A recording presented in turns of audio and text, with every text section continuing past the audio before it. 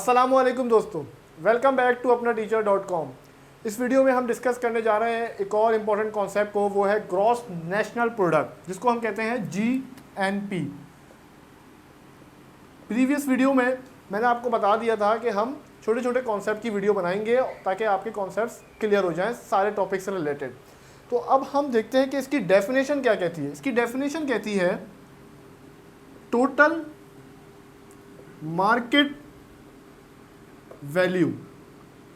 अब ये जो कॉन्सेप्ट है मार्केट वैल्यू का, ये मैं ऑलरेडी आपको डिस्कस कर चुका हूँ जीडीपी की वीडियो में। जो प्रीवियस वीडियो है जीडीपी की, उसमें मैं बता चुका हूँ कि मार्केट वैल्यू क्या होती है। उसके बाद of all final goods, all final, अब ये फाइनल का कॉन्सेप्ट जो था वो भी मैं आपको प्रीवियस वीडियो में बता चुका हूँ। Of all final goods and services produced by the nation of the country या produced by the resident of the country। अब यहां पर जो सबसे इंपॉर्टेंट वर्ड है वो है नेशन या resident, during a specific period of time.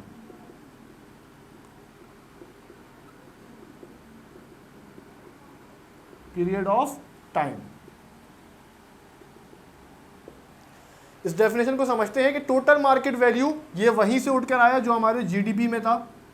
Of all final ये भी हमारा वहीं से उठकर आया। तो पहला पॉइंट इस डेफिनेशन का वो था मार्केट वैल्यू, दूसरा फाइनल। अब इसमें जो तीसरा पॉइंट है वो है नेशन या resident of the country.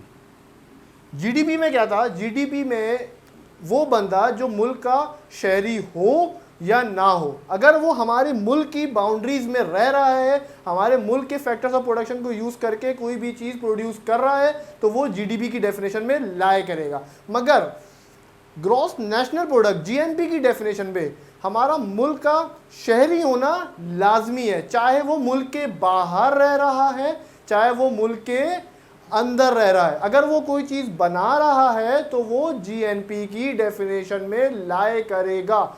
National, national जो वर्ड है इसका मतलब है कि वो उसकी जो सिटीजनशिप है वो आपके मुल्क की है। नेशनैलिटी क्या है उसकी? आपके मुल्क की है।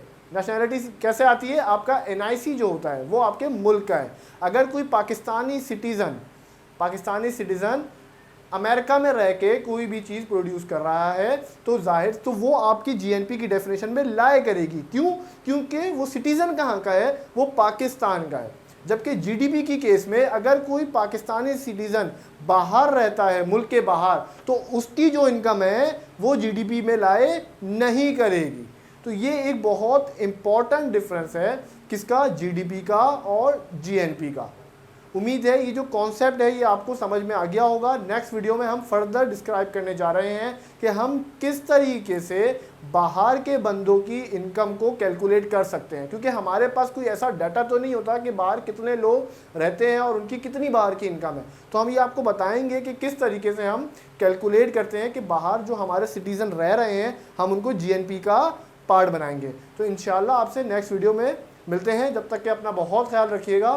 Thank you so much.